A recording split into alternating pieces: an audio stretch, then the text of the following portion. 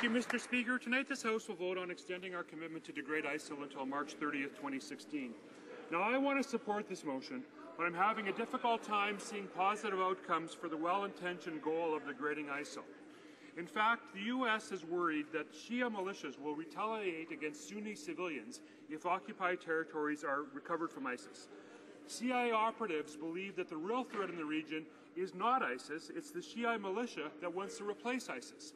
Now, assuming that ISIL can be degraded, does the government believe that that will lead to more or less stability in the region? The Honourable Minister of National Defence.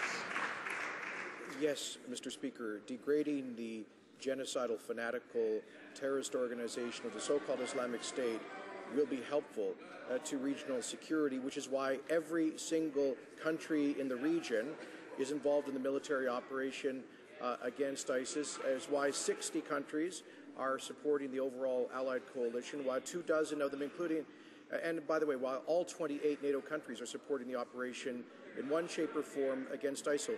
Yes, they are, according to the Secretary General of NATO. Member for Edmonton, St. Albert. Mr. Speaker, last October 22nd, moments before he murdered an unarmed sentry guard and then stormed into this very centre block, an armed terrorist recorded a video confirming that his actions were in retaliation for Canada's involvement in Afghanistan and our then recent decision to deploy the RCAF to Iraq.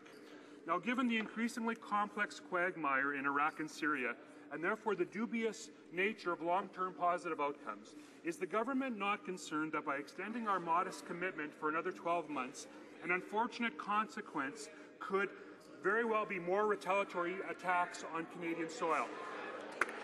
The Honourable Minister of Foreign Affairs. Speaker, the Honourable Member alluded to this at the beginning.